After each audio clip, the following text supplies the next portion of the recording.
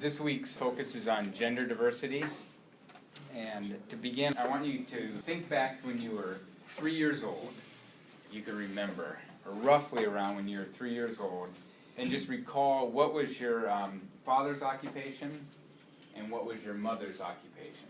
So where did they, if they worked outside the home, where did they go to work? If they were unemployed, that would be another characteristic, or if they worked at home, or if they worked part-time. Sort of what was their vocational profile when you were 3 years old. And then turn to someone and share basically your parents' vocational profile. And if you didn't live with your parents, if you lived with a guardian or someone else, or a grandparent, then share the vocational profile of basically your caretaker, your provider. So turn to someone and share in pairs or in groups. So my dad was okay, so I want to get a mapping of this classroom of your parents' vocational profile when you were 3. And the reason why I say when you were 3 is because that's a age when you were most demanding on your parents. As far as someone, oftentimes, if you're only going to have a single person working in the household, that's typically the time that it happens. And as the kids get older, both parents might then resume working full-time outside the house, but it's typically when you're 3 or younger. I didn't want to ask when you were 1, because you probably don't remember that, but 3 you might be able to remember. I want everyone to share so we can kind of get a mapping of the male caretaker in your family and the female caretaker. And if you're in a single family home, that's significant as well. So if your parents were separated or passed away or something at that age, then you say, well, it was a single parent home. So we'll just start here. My mom sold commercial advertising time. Okay. On a TV station. So sales. Yeah. Yes. Okay. It was a single family home or single parent family. Okay. My parents were both teachers. My mom stayed at home with us, me and my sister, and my dad ran our family company. Is it a small business or a large business? Yeah, small business. Might be like Google or something. Our little family, Walmart, our little family business that we. my dad worked, my mom stayed at home. What did your dad do? Consulting. My mom was a student and stayed at home, and my dad was a radio show host. My mom stayed at home as well, and then my dad works as a manager at a factory. My mom stayed at home and my dad was an engineer. My mom was an x-ray tech and my dad was a doctor. My mom was a student, and my dad was an engineer. My mom was a secretary, and my dad was a cop. My mom was an accountant, and my dad was a welder. Part of the reason for doing this is just a mapping of what are the vocational pathways available to people, and what oftentimes we either follow what our parents do or we go in the opposite direction. But a lot of times we tended to fall into the pathway of what our parents did. And so in many ways, these vocations are gendered in some regards, to where there's certain pathways that are presented to us as viable options or attractive options or appealing options because it's what our parents did. And so then when we envision ourselves and the careers that we're going to go into, if we're female, we would be inclined to look towards our mother, and if we're male, we'd be inclined to look towards our father, and it replicates itself. These are ways when we talk about individual explanations versus structural explanations, this would be an example of a structural explanation for a certain outcome. So when you're 40 years old and you're in your job, and people ask you, how'd you pick this job? And you would say, oh, well, I'm good at math, and I like working behind a desk, and I like details, so that's why I'm an accountant. But I could step back and say, well, what was your father? Well, my father was an accountant, and his father was an accountant. And so there's this sort of inclination or predisposition to be an accountant because that's what you knew. Structurally, you were brought into this world, and your structural position was one in a family of accountants. And so you were predisposed to be an accountant. Or likewise, if you were raised in a home where your mom was at home during the season of you being at this age, you would be predisposed to sort of look favorably upon that. Like generally we tend to look on our childhood as a positive experience, and so we want to replicate that for our children if you have children. And so then there's an inclination to do that. And so what that does is that shapes the job market arena and the different job and career pathways that we take. And the focus of this week is on gender diversity. And so a lot of the statistics that we read in the textbook talk about the lack of women in certain industries or certain arenas, and certainly the lack of women at higher leadership levels. And there's one individual explanation could be that simply that women just aren't as qualified. Like they're just not as good in these industries, and they're not as good as being leaders. Or you could say there's another explanation of structural reasons or structural explanations for why there's a lack of women in certain industries and why there's a lack of women in leadership. And that's really what the focus of today is going to be on, is sort of why is there this variation? Why is there a lack of female representation in certain industries, and why is there a lack of females in leadership positions? Why is there salary differences across the board? And just begin to disentangle why that might be happening. And Arizona State University did a really neat promotional highlighting the need for diversity. And again, this is, it doesn't take me much time to find examples of organizations, whether it be universities or high-tech companies or public governments, expressing the need and promoting the idea of wanting to become more and more diverse. And so here's a promotional thing that Arizona State University put together. With more women in the U.S. workforce than ever, and with more women earning college degrees than men, it would make sense that women are getting better jobs. And better pay. And leading more companies. Yeah, that would make sense, but it's not happening. We still have a major problem. Even though the unemployment rate is less for women than it is for men, most of these jobs do not lead to senior level positions. the percentage of women in senior and middle leadership roles has stalled for the past decade. The U.S. only ranks 35th in the world for women in senior management. Most jobs for women tend to be in lower paying industries like health, education, hospitality, and retail. Despite more women in the workforce and better education, young women are less likely than men to aspire to top management jobs. And most importantly, continue to make less money. 80% of a man's salary for the same job. And minority women make even less. And today, spouses or partners both have to work to obtain a middle-class income. So that gives reiterates some of the statistics that you read about in the book. And one of the things that I'm interested in and somewhat fascinated by is how certain occupations or certain jobs are gendered. It's just sort of, you get tracked into it. If you're a female, you're more inclined to, if a certain occupation is more inclined to draw and attract women, and certain occupations are more inclined to draw and attract men. And sometimes it's very prominent where it's like over 90% of the employees in a certain industry are female, and likewise are male. And I want to get a sense of what some of those example areas are, where it's just like when you walk in the room or walk into an organization and you look at the composition of the employees for a specific job or a specific industry, which ones tend to be skewed towards being heavily male-dominated and which ones are more heavily female-dominated, and even which ones have switched over the years. So what are some examples that you can think of?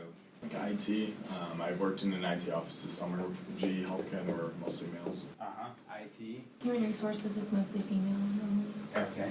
I'd say generally like secretaries are females. If you look at like postal service, UPS, FedEx, it's usually men. I'd say teachers are typically, there's more women. At what levels? I guess not anything but college. Okay. Yeah. So that's interesting. I go to my kids' elementary school. It is very, very rare to find a male elementary school teacher. And you think about it, like if this is public schools and we're wanting to expose our kids to sort of this is their first impression of sort of being a part of the educational system and even learning styles. Males tend to learn in one way and females tend to learn in a different way. It's just very interesting to me, like school is such a big part of the socialization process, and for basically kindergarten through 5th grade, I can almost guarantee that your kid will have female teachers overwhelmingly. It's a rare exception that they would have a male teacher. I'm not sure what the consequences of that are, but I do find it interesting. And then it sort of reinforces itself. If you think about yourself, the males in this room, how many of you aspire to be an elementary school teacher? If it wasn't modeled for you, if no one, when you were growing up, was either a male teacher or in your neighborhood was a male elementary school teacher, that's going to dissuade you from pursuing that career path. Yeah, I work in sports this summer and it was mostly male. Like the police force and the firefighters and all mostly male. I think nurses tend to be. Any others that just, when you reflect on it, you think about, yeah, that is interesting. It is all truck drivers. Truck drivers tend to be men. Are there any that have switched? I think for a long time sales was mostly male, but it's turning a little bit more equal. One that I know of is real estate agents. So it used to be the standard that real estate agents were men, and that was, a clear vocation and career path for men. But it's almost flipped to where most or the majority of real estate agents are female now. So then also what I'm interested in is within a certain organization or a certain field, where is there a clear, like, the men fit this role and the female fit this role? So like an example would be in a hospital, the doctors on average tend to be more male, and the nurses on average tend to be female. Like, what can you think of other fields where there's a clear, like, there's a presence of both men and women, but there's a clear distinction, and it tends to be hierarchical, where the men are more in positions of higher power than the women, yeah. I just say in general, like, women are going to be more like HR, administration, and are going to be more business side of things. We'll say manager versus admin. Yeah. Like pilots versus flight attendants. Okay, pilots versus, yeah. I would say like in restaurants, the cooks versus like the waitresses. Okay, yeah. So in these you have probably gender diversity. If you just looked at the restaurant as a whole, there's a good chance it'd be 50% male, 50% female, so you'd say, oh, it's gender diverse. But then if you look inside, you see what's very stratified, such that the men have one position that tends to be of higher paying salary, greater prestige, more power, and the women have the lesser role in that. Olivia? I feel like in general there tends to be a lot more women that are like sell themselves for sex, so like strippers. Okay, yeah, so that's a very gendered field of vocation.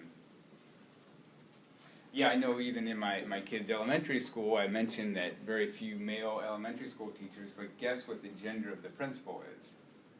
Male. It's a male principal. Again, you see that. Any ideas of why that is? Isn't that peculiar? Or can you think of an example where it's flipped? So you have a field that has both men and women, but the women tend to be in the position of power and influence and prestige, and the men are in a lower position. Yeah. I think one thing maybe is that typically women are like, well, not typically, but like women tend to be a stay-at-home when men would be. And so men are progressing up the ladder while they're at home. But even with that example, granted, it's the woman who becomes pregnant and has the child, and so perhaps in the first year especially, or let's say having a child realistically will take you out of the labor market at a minimum of 1 year, let's say. But it's only 1 year, because then the roles are much more interchangeable for men and women when you have a 1-year-old child. Granted, it tends to be the women taking care of the child, but there's nothing to say that men can't do it or that women must do it. Do you have an explanation possibly. So I agree with you that that's a reason why women would have, they wouldn't climb the ladder as fast. But again, why is that? There's nothing inherent that would say that has to be the case. Yeah, maybe just the fact that they're doing it later in life. Yeah, yeah. Well, and also, many people, I mean, I'd say this next generation is dual income families. Like, that's just sort of the reality, that's the norm. If you grew up where your mom stayed at home, there's a very good likelihood that your family unit will have a dual income family unit. Or let's say your mom didn't go back to work until you were in high school, you might start going back to work when your kids are in 3rd grade or something younger. Any other possible explanations for why there's this hierarchy and how this system sort of got set up this way? Olivia? I'm going to say an explanation, just an industry where women are typically in power. I feel like retail, in general, women have more management positions. That women have, they're in the management positions? And is it men who are on the sales floor, or is it more just a very... It's more just like a female industry. Okay. So it's a gendered field, so if you're a woman, you can then get into the management positions, or even like, I mean, the example I gave of elementary schools, I don't know the statistics on this, but I bet you a lot of elementary schools have a growing number of female principals, because you tend to become a principal by being a part of the educational system and you rise up. Part of the reason why there's gender disparity is because of this system that's just sort of perpetuated and reinforced, that you, almost every industry, I mean, we couldn't even come up with an industry where the women are in positions of leadership and the men are in positions of a lower level. And so what that affects is salary, it affects decision making. So if you think of, if you're the manager or president of an organization, you're the one who decides on the policies, whether it be maternity leave, or whether it be sick leave, or whether it be your organization having a child care facility, or all the different things that might affect employee advancement. If all those decisions in all those fields are being made predominantly by men, they're inherently going to be skewed to advantage in favor of men. And this is, I'm not sort of saying this as a guilt trip, it's just, it is a social reality. It isn't random. Like, if it was random, first of all, there wouldn't be any sort of gendered vocations. It'd be randomly selected. You would just sort of pick your vocation independent of your gender. And if it was random, the people in positions of the higher end of the hierarchy would be equally mixed between men and women, and the lower levels would be equally mixed between men and women. That would be sort of a random distribution. That would mean that there's absolute freedom. This is suggesting that there's these structures that are in place that sort of slot you into different positions, and it reinforces the idea that you be in these positions. And so it's not a sense of, I'll say, good or bad, or to say, you know, men have created this and so they should feel guilty. It's more, this is a social reality, and if we're going to be managing in a context of gender disparity, and we see the value of gender diversity and gender equality, how do we manage in light of this social reality? And how do we sometimes, in a sense, push against that, or challenge some of those norms, or even break through some of our own biases? Like we talk about implicit bias, all these things are examples of implicit bias. So if you're thinking of hiring someone, or you're a career counselor and someone says they want to be a teacher, would you sort of say, oh, well, gosh, elementary school teachers tend to be all female, and high school teachers and beyond tend to be, you know, more male, and so sort of subtly shifting that person, the male student, towards being a high school teacher, sort of dissuading them, or not even sort of presenting it as an option. So a lot of this is just, as the manager or as a leader in society, here's the reality. If this is a little bit unsettling for you, how do you manage and lead in a way to sort of not be steered down these paths inadvertently? And a big thing that came up in the readings is this idea of salary gaps. And salary gaps are just fascinating because if you think about it, you can think about it on a lot of times just on a national level, and you're like, okay, so women make less than men. There's probably a lot of different explanations, sort of like what Nick said. Well, maybe it's because they've chosen to have kids, and so they're out of the labor market workforce. But where I find it most interesting is when you get into a single organization, identical jobs, and there's differences, substantial differences in what women get paid versus what men get paid. If you look at servers at a restaurant, the differences in pay or pay outcomes, or administrative positions, or even nurses, nursing industry. Almost every industry, there's just differences. How that came about, I find very intriguing. You know, like, was it intentional? Did someone sort of say, oh yeah, you know, Emily, if you're going to be interviewing for this company and working for me, just to let you know, I pay women 10% less than I pay men. You okay with that? You know, I mean, that would just be ridiculous if you went into an interview and the employer said that. But essentially, that's what they're doing, that women are getting paid 10% less, sometimes 20% less, or even more. And sort of why is that happening? I'm going to show a quick clip that breaks down the differences in terms of the gender pay gap and sort of the implications of it. You often hear about the gender pay gap, but what does that really mean? There are different types of gender pay gaps. The national gender pay gaps within industries, and pay gaps within organisations. The national gender pay gap is the percentage difference between women's and men's average weekly full-time equivalent earnings. Over the last 20 years, the national gender pay gap has hovered between 15 and 18%. This figure can be broken down into industry categories. Every industry has a pay gap favouring men, even female-dominated industries. This gap is much more than just numbers. Behind the scenes, we find a web of interrelated work, family, and societal influences, including gender stereotypes of the work women and men should do, and the way that women and men should engage in the workforce. Women and men work in different industries and different jobs, with female-dominated industries and jobs typically attracting lower wages than male-dominated industries and jobs. This is known as industrial and occupational segregation. The lack of women in leadership also contributes to the gap, with men more likely to occupy the highest paid jobs. And there is also gender bias, both conscious and unconscious, when a person is treated unfavourably in pay and other related decisions because of their gender. But how does this all relate to an organisation? Surprisingly, most organisations will have a gender pay gap.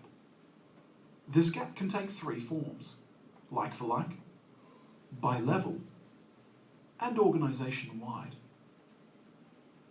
Like for like gender pay gaps occur when women and men in an organisation who are doing work of equal or comparable value are not receiving the same total remuneration. By level means looking at gaps within employee categories like managers. For a bigger picture, we look at organisation-wide gender pay gaps. Underneath, we again find a web of complex, interrelated influences. Like-for-like gender pay gaps are driven by conscious or unconscious gender bias. For instance, if men receive higher starting salaries, bonuses, or pay rises unrelated to performance. This same bias can lead to part-time staff not having access to the same career opportunities, inequality in women's promotion rates, and negative outcomes when women negotiate salaries. This and a lack of flexible senior roles contribute to less women in higher levels of an organisation, widening the overall organisation gap. Organisations don't set out to create gender pay gaps between what women and men earn, but the gender pay gap persists. Addressing this gender pay gap ensures women and men in your company who are doing work of equal or comparable value will receive the same total remuneration. So an interesting statistic with regard to the gender pay gap is that in order for women to make the same amount that men make, they have to work 3 months more. So if you think of your annual salary, for a woman to catch up to what their male equivalent is making, they have to work 3 more months. And that just, for me, that puts it in perspective. It's sort of like, oh, okay, what, you're making a few thousand less?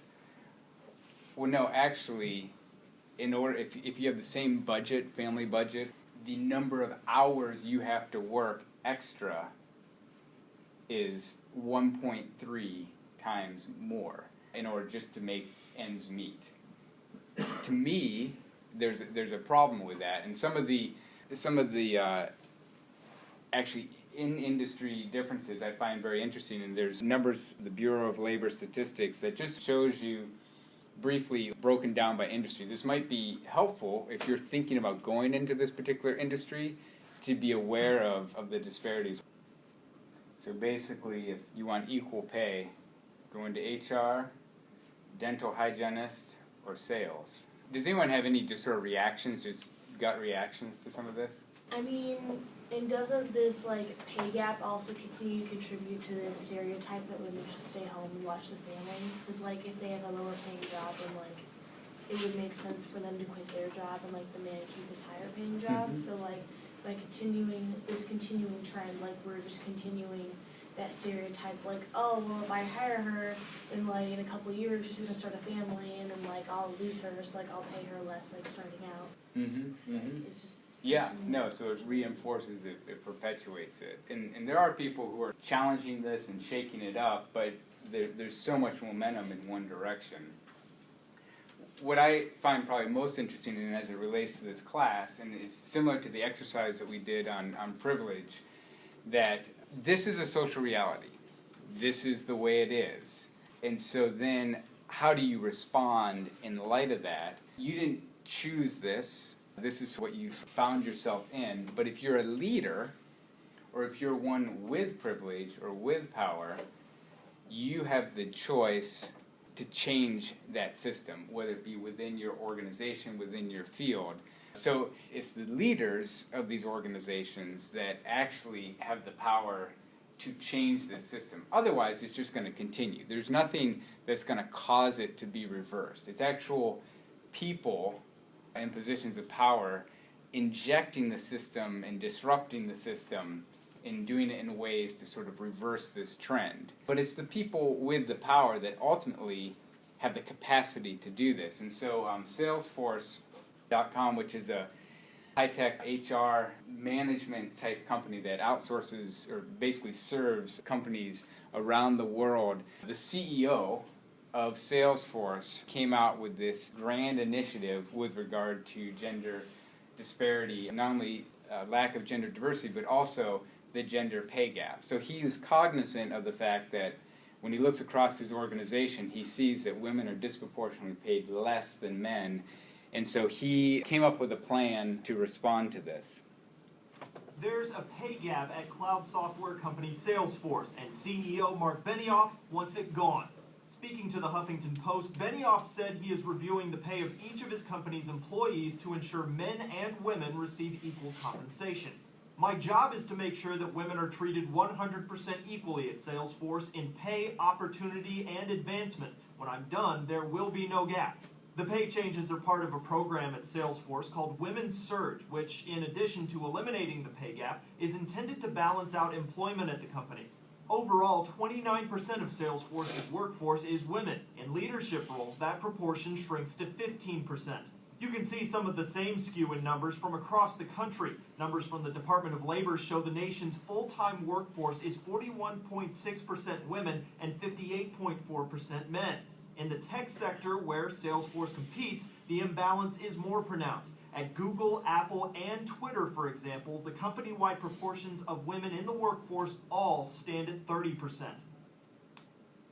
So if you were the CEO of a company, or the president of a university, or the owner of a company, and you were aware of this gender pay gap, and you had the opportunity to rectify it. Let's say you implemented a policy where you said any new raises are gonna first go towards closing the gender pay gap. So you just make a company-wide policy, similar to what the CEO of Salesforce did. What I wanna know is, so basically, if you were the CEO or the owner of a company, and you sort of recognize the gender pay gap, would you take that type of stand and close the gender pay gap? So if that's something that you would do, I want you to come up to the front of the room, and if you would have reservations about doing that, and there are reasons to not do it, so I'm not trying to do a straw man, because you could say, well, no, actually if I was the CEO of a company, I would make raises based on performance, and I wouldn't look at the gender. So if that would be your perspective, then I want you to go to the back of the room. So basically, if you would sort of recognizing this egregious situation of the gender pay gap, and you're like, this needs to stop, and I'm going to make all new raises, any new raises are going to first go towards closing the gender pay gap, come up to the front. If you would have issue with that type of policy and have a better strategy, go to the back. And this is an all or nothing. You're either all in or not. So would anyone allocate new raises towards closing the gender pay gap? I mean, I think you should go back and analyze like what they started out as, and make sure to like close the gap between like two people that came on at the same time, one man, one woman, and the guy got like 10,000 more like a year. Like give her an additional 10,000 to close that initial pay gap, and then whatever promotions that they got, like, you know, if that individual earned that pay raise and they earned it, but like the initial salary should have been equal. Okay. And what Yeah, pretty much the same as her. So the initial making sure that everyone's initial salaries. Yeah, starts off at the same level, and then like based on like their performance, just go from there. Okay. And is the rest of you, give me some, I'm gonna take this information to the CEO of Salesforce and let him know that his approach might be flawed based on research at Indiana University. What are reasons that you would think, that you would just disagree with that type of approach? Yeah. I think a lot of men have trouble taking like a backseat to women, or having women make more money than them, just instinctively, just as a man. And so I think if there's a company-wide policy to specifically target raises to women, that could rub a lot of men the wrong way and create some friction. Create dissension within the organization, ill feelings, yeah? Would it go both ways, Nick, if there was sort of a implicit company policy that men were just biased towards being paid more for no real performance-related reason? I think it would, but to a lesser extent. I think men's like macho bravado, a lot of our identity is based on our job, and what we make at our job, being the provider. Yeah. Whereas I think women, a lot of their identity comes from their family things, so it's not as important to them. Yeah. So I think it would happen for stronger women, but I think it would still not be as much as. And so, in a sense, is the gender pay gap. It's not a performance pay gap. It's not a performance pay gap, unless you think it is. Unless you think that across the board, across all companies, across the nation, men are just better at all jobs in basically all industries, then it's not just a performance difference. Unless you would think, yeah, actually, men are better, hands down, across the board, in all industries. On average, men are better. So it's not I would argue, it's not a performance. I mean, performance is part of income variation, but just like in this classroom, it isn't that all the men did on average better than all the women. Like, then that would be gender difference in performance. But if it isn't gender difference, performance would be randomly distributed amongst men and women, such that the average performance of men and the average performance of women would more or less be equal. So then the question is if it isn't fully explained by performance differences, if there are gender biases, is that something that should be addressed? Give me someone else sort of share why you would be opposed, or why you would have reservations with a policy that's sort of seeking to close the gender pay gap. Yeah. If I was starting a new company or organization, I would start by making it completely equal, but if I'm in a situation with like this where it's already at a disadvantage one way or another, I think you'd have to do it like extremely carefully so the men don't like get turned off and go away somewhere to some other organization who's not going to close the pay gap because they feel they're getting treated unequally. So I think it would just have to be done like slowly and very carefully, kind of without turning too many heads. And this seems kind of drastic. Yeah. Well, in a sense, that's how the gender pay gap was created, slowly, subtly, just sort of over time. And especially if you have different starting salaries, and you say, okay, well, everyone gets a 10% increase. You know, the person with the higher starting salary, it's exponential, multiplicative in terms of how much more they're going to be making after 10 years compared to the person with a lower salary. So if you were starting your own business and you're hiring people, and let's say your starting salary that was listed was $60,000 a year, and you have two candidates, you're going to actually hire both of them. One's a male, one's a female, and they're both on paper equivalent. You're excited about hiring both of them, and the male candidate comes in and says, you offer them the job, and they say, I love this job, but I think I'm worth $65,000 a year. And you do the math, and you're like, because you'd already sort of accounted for, yeah, I'm going to offer 60, but I'd be willing to go up to 70. And so you say, okay, you know, that sounds reasonable. And then the woman candidate comes in, you give her the offer, you say $60,000 a year, she's super excited, she signs she's ready to sign the paper. Would you say, whoa, whoa, whoa, whoa, whoa. I have a policy that I want people to start with the same pay. So I know I offered you 60, but Bob here, I upped the ante, I gave him 65. Would you do that? Would you say, I'm going to get, so I see your spirit of, start everyone equal, but it's a relational dynamic. And so would you, in your sort of story, would you offer the extra $5,000? It wouldn't make sense now. Well, I don't know. But if you're sort of committed, like, I want everyone to be at equal pay. It wouldn't make financial sense. It wouldn't make financial sense. Like, as a good person. Well, no. And so a lot of these questions aren't necessarily financial questions. A lot of the things that I might be advocating or promoting in this class don't help your bottom line. Or at least on the front end, they're not going to help your bottom line. And so that's not necessarily the sole reason of going into a business, possibly. Because you could say, well, I want to maximize my profit. My profit. The other people, they work for me.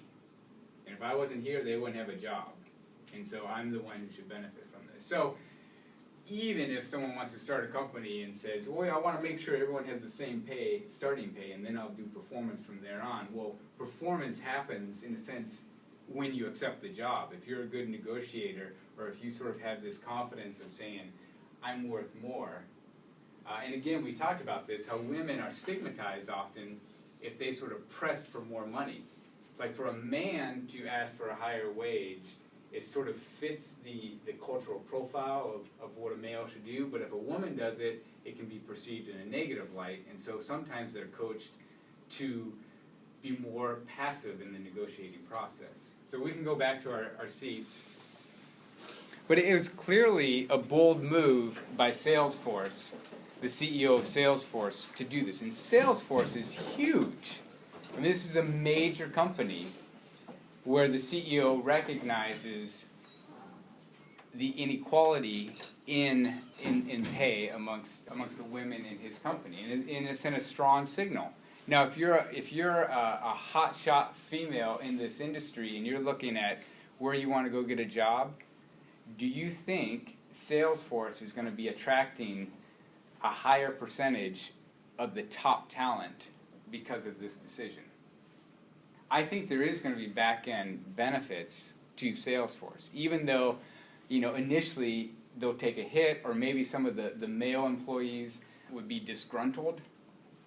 I might argue that I wouldn't necessarily want that type of employee. If they said, if in a sense performance or level of position is the same. And when you think about performance, I mean, it's hard to measure that. And it's hard to, there are some metrics, but there's a lot of other qualitative things that go into the bonuses and the raises that people acquire. And so we have the gender pay gap, but another thing that's discussed is the salary disparity. We talked about diversity, disparity, and what that is sort of the difference between, one example of salary disparity is the difference between what the CEO of a company makes and what the sort of the average on-the-ground worker makes. And the pay gap or the salary disparity has been growing exponentially over the years. And this is really, again, if men tend to be in the highest level positions and women in lower level positions, this relates to gender disparity and gender pay gap, but it's also an issue, a bigger issue related to income inequality and wealth inequality in the U.S. A news article that highlighted this just sort of talks about how this is a new phenomena. It isn't something that's always been, but it's a relatively new phenomena where the gap and the disparity is growing more and more. The data that we crunch shows that the average gap in pay between a rank-and-file worker at an S&P 500 company and an S&P 500 CEO is 204 times. In other words, the CEO is making 204 times what the average worker is making. That's up 20% since 2009, and the gap has been widening over the decades. If you look at academic and trade union research, going back to the 1950s, the ratio was 20 to 1. By 1980, it was 42 to 1, and then you saw it skyrocketing to 120 to 1 by 2000. Now, again, that 204 to 1 figure. So you have this situation, the CEOs are making more money than they really know what to do with. I mean, at a certain point, I could ask you, how much money would you need to live comfortably? And you would give me a figure, and then if I said, okay, I'm going to double that, I'm going to triple that, at a certain point, it just sort of, I would argue, becomes absurd. And yet, it sort of gets perpetuated and reinforced. And again, we go back, if this in any way is unsettling to you, or where you're just kind of like, yeah, there's just something not right about this, it's you who has the power to change that dynamic. Again, you're leaders, you're going to be leading organizations, you're going to be a decision maker, and if these patterns are going to change, it's going to be because of you. I mean, it's just like the person at Salesforce. It's the CEO who has the power and the capacity to actually change this. And so there's a company in Seattle, Washington called Gravity, and they made headlines earlier this year of a policy that the CEO did to change, to basically say, okay, I want to make it so that the lowest level employee makes a minimum of $70,000 a year. And this is the first of its kind, where it's a 100-plus employee company where they made this widespread change. And it's very interesting. People are watching, because this happened in April. This happened in April of this year. And everyone in all the different industries are kind of like, a lot of people are criticizing him, saying he's crazy, doesn't make financial sense, it's bad organizational planning, it's going to hurt morale. But we don't know what the outcome is going to be. And I, personally, like the courage and the boldness of this type of decision that he made. Big companies like McDonald's and Walmart have raised their minimum wages, but it's nothing like what Dan Price is doing at Gravity Payments. The 30-year-old CEO says he wants to confront income inequality in America. So he slashed his own paycheck and raised the minimum salary at his company to $70,000. CEO Dan Price made the announcement at his company's quarterly meeting. And we're going to have a minimum $70,000 pay rate for everyone that works here. The minimum salary at the credit card processing company will immediately jump to at least $50,000 and rise to $70,000 within 3 years. The reaction of his 120 employees went from subdued shock to a standing ovation. I do pay for daycare out of pocket. Alyssa O'Neill is a 21-year-old single mother who works in customer service. Overnight, her annual salary jumped from $37,000 to $50,000. It just gives you a little bit more confidence in your ability to just go about your day and not have to worry about going paycheck to paycheck. Maybe I cried when I called my mom. 29-year-old supervisor Jose Garcia has $54,000 in student debt. Now those loans will be easier to pay off. I think it's life-changing for everybody in various ways. It's potentially life-changing for Price as well. So I'm reducing my salary from $1 million a year to about $70,000. It's not about pay, it's about an opportunity and developing people and giving them a chance to thrive and show what they can do. Dan Price admits the salary increases will cut his company's profits in half in the near term, but having happier, more productive employees, he believes, will pay off in the long term. You know, I want to be a part of the solution to inequality in this country. And so if corporate America also wants to be a part of that solution, that would make me really happy. So you see here, it's not necessarily a wise business strategy, but it's very courageous, it's very bold, it's very provocative. And I'm going to give you guys an opportunity to where you are, you're the owner of a company, and you have a profit, an extra margin of $42,000. And I'm going to simplify this because you basically have 3 employees. You have a president who's sort of running the organization, then you have a manager, and then you have a worker. The current salary is $300,000 a year for the president, $80,000 a year for the manager, and $40,000 a year for the worker. And so now you have $42,000. It's sort of like an end-of-year bonus. You could actually just choose to keep it all yourself. So I guess that would be a option. But I'm going to look at 3 different options and allow you guys to decide what you would do. So option 1 would be sort of proportional, where you give everyone 10% increase, 10% of their salary as a bonus. So president would get $30,000, manager would get $8,000, and the worker would get $4,000. Or you could do option 2, where you just divide it equally amongst the employees. Everyone gets $14,000. Or if you want to do something like Dan Price, you do option 3, which is redistributed, where the president is already making $300,000 a year, so his bonus is $2,000, and then the manager and worker both get $20,000. So again, you're the owner of this company, you have $42,000, and I want you to decide which of the 3 options. So basically, option 1 will be back there, option 2 will be up in this area, and option 3 will be up here. And go to your respective places. This is 3. So is anyone option 1, just so I know?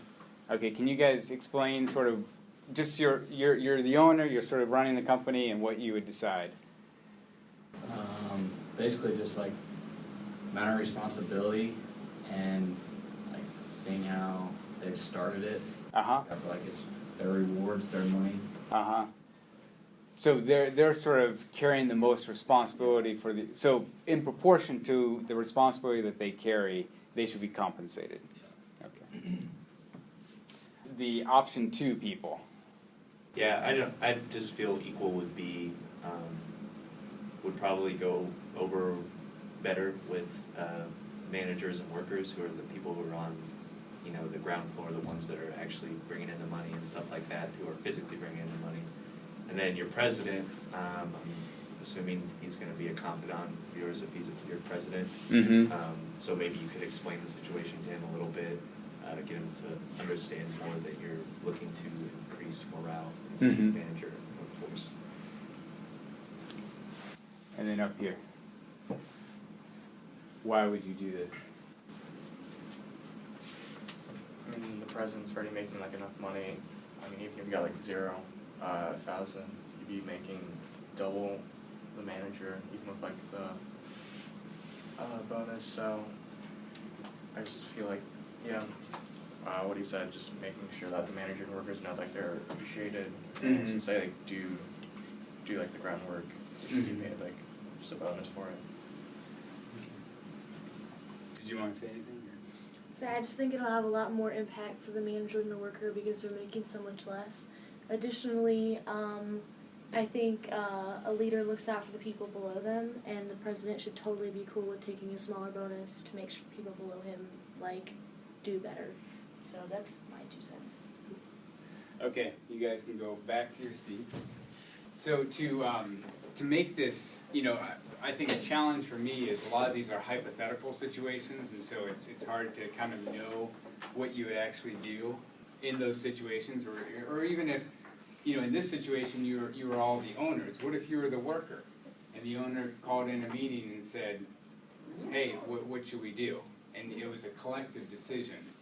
Just like the woman at Gravity who says, well, yeah, my kid's in childcare, and that takes about $10,000 of a year of my salary, which is 25% of my salary. Whereas the president might have their kid in childcare, but $10,000 is a mere fraction of what their total salary is. So in terms of our exam scores, we're going to transition to real world, no longer hypothetical. This is the distribution of grades. So it's out of 150 points. So you can see 3 people got less than 95, 4 people got in between 135 and 150, and then there's a distribution. And these are your grades. These are the number of points you have. But I want to give you, as a class, an option to boost your grades as a class, but it has to be a collective decision. And I'm going to give you three options. One is to give everyone a 10% increase in points, sort of like the salary. Everyone gets proportional to how they performed. And so you can sort of see how your distribution would change. So, and even some people would get over 150 points. Next option is just give everyone 10 points. Regardless of how you did, you can just add 10 points to your grade. And the third option is give everyone 20 points, but with a cap at 150. So if you let's say you scored 140, your score would just go up to 150. So we're not trying to make these uber wealthy, uber smart students. We want to put a cap at it. Sort of like the owner of the organization saying, you know, the president's already making 300, and as Samantha said, they're doing fine. They don't need more. In a sense, you have 150 points, you're doing fine. Olivia? I'm confused with the differences between the first 2 options. Yeah. Yeah, so the main difference is like, if you got 150 on the exam, you get 10% more points, so you get 15 more points. But if you only scored 100, you would only get 10 more points. So it'd be basically rewarding the highest performers and saying, you performed so well, we're going to even allow you to get an extra bonus. But it has to be unanimous. And if you can't come up with a decision, we'll just keep the distribution as the original. Yes. Do we have to do this without knowing our own scores? Do you have to, so that's a good question. Would you like to know your score? Yeah. I think we can agree on this. Yeah. I think option 3, guys. Does anyone disagree with 3? No one got 150, so. Well, did anyone get 100? Oh yeah, you're right. Nobody did get 150, so it's gonna benefit everyone. 30. Yeah, 100% is good enough for me. Like. Oh, 3. Okay, so is anyone opposed to option 3? Okay. So, well, I'm going to give you your score back. Let me think about this, because I was going to give you your score so you could debate it. No, you guys acted in unison. That's good. So I will honor that. Well done. Very good. So I am going to give you your midterms back. And you guys, you surprised me, because when we did the previous exercise of Dan Price, where you're the owner of the company, I think only 4 of you were egalitarian, in the sense of like, you know, let's help, yes? Do the people that aren't here get the 20? We will give them the 20. Yes. The difference is, though, they knew they were the owner. I didn't know I was the owner of this situation. But you know, relatively speaking, how well you did on the exam. Yeah, but that's relative. I know. No, it's interesting. So let me. I'm going to go through sort of the exam really quickly, and then hand them back to you, so then you can have them. But a couple of things I just wanted to highlight was, so the difference between individuality and diversity. Diversity is not an attitude like tolerance, it's a description. And so individuality is sort of the unique characteristics that each of you have. Diversity is group level differences. So it's not looking at individuals, it's looking at groups. So racial groups, gender groups, class groups, whereas uniqueness is looking at individuals. Representative organization, it's not representative white men, like representative of white men, it's representative of their clientele, of their surrounding community. An organization can be diverse, but not representative of their surrounding community. Biodiversity relates to the ecosystem, the natural world, animals and species. It doesn't relate to human social diversity, but it tells us things about social diversity. So like monocultures in the ecosystem are bad. They lead to disease. So biodiversity is about the ecosystem, and it teaches us, there's sort of principles that you can learn from that help us understand sort of the benefits of social diversity, creating a healthy environment. Homophily, I think most of you got that, so that's good. Social construction, it's basically something that doesn't inherently exist. So race, there isn't a black gene that sort of says, okay, this is black people are derived from this gene. It's something that's socially constructed. Race is something that's socially constructed, and it can change over time, and it can vary by culture. Some things that don't change over time or don't vary by culture are sort of inherent, but things that are socially constructed depend on the context that they're in. 3 types of diversity. Separation diversity is on a continuum, a horizontal continuum, and so a good example is if you have age diversity. You have some people who are very old and some people who are very young, all in the same organization, so you have separation diversity. Variety diversity isn't on a continuum, but it's more like a scatter plot, so you can think of religion. The more differences you have, the greater variety you have, is variety diversity. And disparity diversity is a vertical continuum, where you have lower class people or less educated people mixed in with higher educated people, and so you have diversity along a vertical continuum. Implicit bias, basically it's sort of the internal, almost unconscious ways we make decisions about people based on stereotypes. And standpoint theory was the idea that the way you see the world is based on your standpoint, your social position, and that point of view affects how you interpret or explain a situation. And so if your organization is filled with people that all occupy the same social position, you have overlap in standpoints, whereas if you can create variety of standpoints, you can look at a situation from multiple different perspectives. Any questions about the midterm? So what I'll do, basically you'll have your score on here. I'm going to give everyone a 20-point bonus to a cap of 150 points.